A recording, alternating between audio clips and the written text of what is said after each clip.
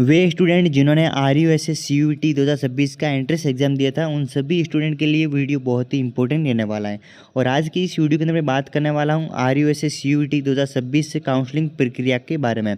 आखिर आपकी काउंसलिंग को बीच में क्यों रोक देगा, काउंसलिंग प्रक्रिया को बीच में क्यों रोक देगा, रोकने का कारण क्या है, और आपकी काउंसलिंग है वो पुनः कब से शुरू होगी। और साथ साथ मैं ये भी बताने वाला हूँ कि आप सभी स्टूडेंट के लिए बहुत बड़ी खुशखबरी रहने वाली है। और वो खुशखबरी आपको मैं लास्ट में बताने वाला हूँ कि आपकी काउंसलिंग की डेट है वो अब किस तारीख को आपकी काउंसलिंग शुरू होने वाली है, काउंसलिंग का शेड्यूल क्या रहने वाला है वो भी आपको मैं लास्ट में बताने वाला हूँ।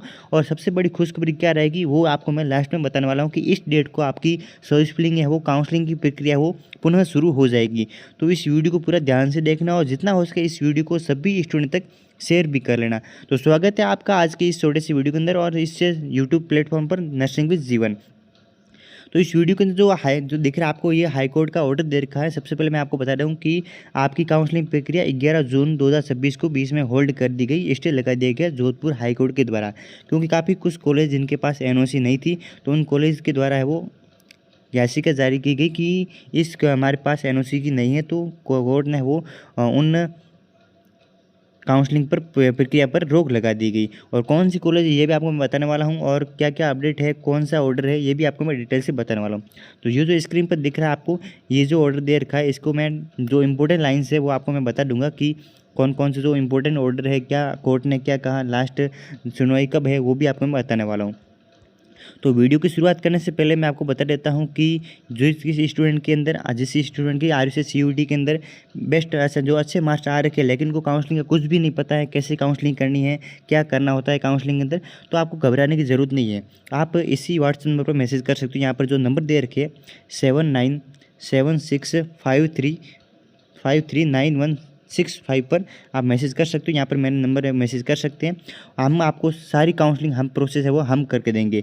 और काउंसलिंग के लिए क्या इंपॉर्टेंट जो हमारी खासियत रहने वाली वो आपको यहाँ पर जो पॉइंट दे रखे हैं यहाँ पर वो देख सकते हो। और काउंसलिंग मात्र आपको नॉर्मल फीस यानी 450 रुपीज़ के अंदर सारे राउंड की काउंसलिंग करके देंगे। फर्स्ट राउंड, सेकेंड राउंड और थर्ड राउंड सारे राउंड की जो फीस रहने वाली है 450 रुपये। एक बार ही आपको पे करना होगा, उसके बाद बार बार पे नहीं करना होगा। ओनली फॉर 450 रुपीज़ के अंदर आप यहाँ पर व्हाट्सएप में मैसेज कर सकते हो जिनको काउंसलिंग बारे में कुछ भी नहीं पता है। और आपको जो भी आपके डाउट है वो हमारे साथ कमेंट के अंदर बता सकते हो, हर कमेंट का आपको रिप्लाई कर दिया जाएगा। और अब बात करते हैं मेन जो ऑर्डर पे उसके ऊपर बात कर लेते हैं। अब जो हाई कोर्ट का ऑर्डर है उसके ऊपर बात कर लेते हैं। RUSS CUET 2026 की काउंसलिंग पर रोक, स्टे ऑर्डर। तो operation and implementation of the RUSS CUET 2026 counselling and allotment जो शेड्यूल है उसके ऊपर है वो नेक्स्ट हियरिंग तक रोक लगा दी गई है। अबे काउंसलिंग पर रोक लगाने का कारण क्या है, काउंसलिंग क्यों रोक दी गई, तो क्यों लगी काउंसलिंग पर रोक, why stay of counselling, counselling पर रोक लगने के कारण क्या है। तो यहाँ पर रीजन दे रखा है, थर्ड द क्लास ने 10th of the policy and guidelines date 15/10/2024 15/10/2024 से provided of time bound disposal of such applications within the 90 days and they decide that despite the lapse and more than the 1.5 year। यहाँ पर दे रखा है जो आपको कि इसका जो इसके अंदर जो आपको दे रखा है इसका मतलब क्या है, जो सेकंड इमेज दे रखी है आपके साथ, इसका मतलब है कि नर्सिंग कॉलेजों की जो NOC एप्लीकेशन है वो 1.5 साल से पेंडिंग चल रही है। कुछ ऐसे कॉलेज है जिनकी 1.5 साल से 2024 से हो, यहाँ पर डेट दे रखी है 15/10/2024 से वो काफ़ी ऐसे कॉलेज जिनकी 1.5 साल से है वो नर्स कॉलेज की NOC है वो पेंडिंग चल रही है, जिसके चलते जो कोर्ट ने फैसला दिया है कि नेक्स्ट हियरिंग तक इन पर रोक लगा दी जाए काउंसलिंग प्रक्रिया पर। अब बात करते हैं नेक्स्ट ऑर्डर के बारे में। तो नेक्स्ट इंपॉर्टेंट जो ऑर्डर दे रखा है इसके ऊपर बात कर लेते हैं। The future foundation of case 45 days rule for जो फाउंडेशन दे रखा है केस 45 डेज रूल, इसके अंदर क्या देखा है, specially directed that the applications of the bona fide institutions and seeing the no objection certificate for the participation of the centralized the counseling process shall be considered and the decided at least 45 days prior and to the commencement of the first round of the counseling। तो इसका जो सीधा से सीधा मतलब क्या दे रखा है, इसके मैं आपको इजी लैंग्वेज में बता दूं कि देखिए जो कोर्ट ने है, कोर्ट के फिशर फाउंडेशन वाले मामले में के जो ऑर्डर का हवाला देते हुए ये कहा गया था पहले से ही इनको, कोर्ट को, जो कॉलेजों को, आरएसएस यूनिवर्सिटी को, उनको पहले से ही आपको ये बता दिया गया था कि काउंसलिंग शुरू होने से पहले, काउंसलिंग जब आपकी काउंसलिंग प्रक्रिया शुरू होती है उससे पहले, ठीक पहले 45 डेज पहले आपको सारी कॉलेजों की एनओसी है वो फैसला हो जाना चाहिए, बाद में कोई ऑब्जेक्शन नहीं होना चाहिए। ये पहले ही इनको बता दिया गया, लेकिन फिर भी इनकी गलती है कि उन्होंने सारी कॉलेजों की एनओसी है वो चेक नहीं की, सारा उनका फैसला क्लियर नहीं किया। इसकी वजह से ये आज प्रॉब्लम देखने को मिल रही है। अब बात करते हैं नेक्स्ट है अगली सुनवाई, नेक्स्ट हियरिंग होगी आपके 15 जुलाई 2026 को, 15 जुलाई 2026 को होगी, विल बी हेल्ड ऑन। जो नेक्स्ट सुनवाई होगी हाईकोर्ट के द्वारा 15 जुलाई 2026 को, नेक्स्ट ऑर्डर उसी डेट को आएगा कि क्या फैसला रहने वाला है। अब बात करते हैं किस किस कॉलेज के द्वारा जो है स्टे लगाया गया।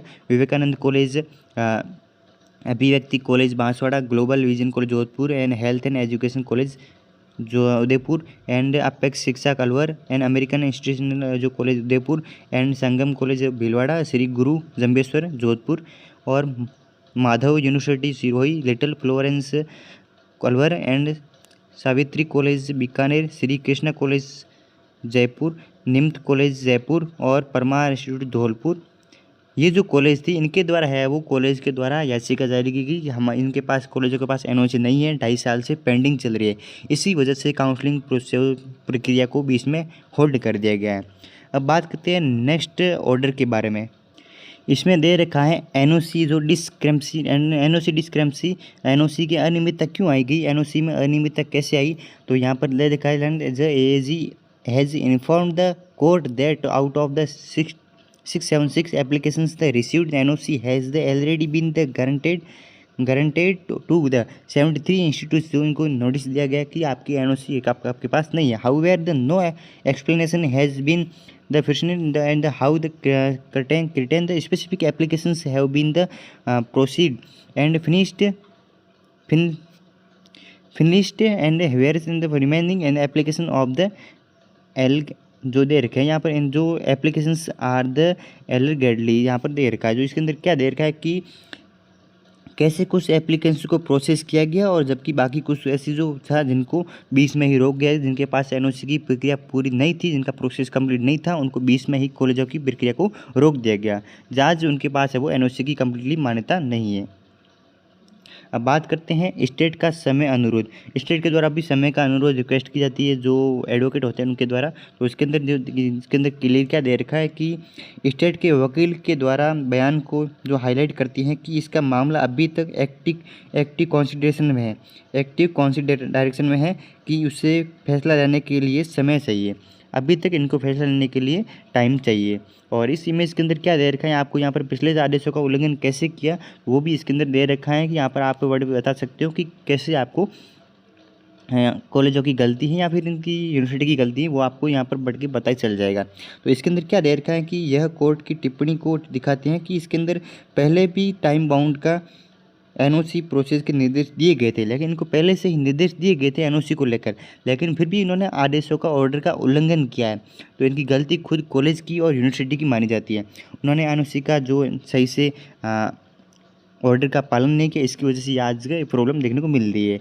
और ये जो ऑर्डर की पीडीएफ है आपको मैंने जो स्टार्टिंग में दिखाई है, ये आपको मैं टेलीग्राम चैनल को दे दूँगा, या टेलीग्राम चैनल की आपको लिंक इसी वीडियो के डिस्क्रिप्शन बॉक्स में मिल जाएगी, वहाँ से आप देख सकते हो।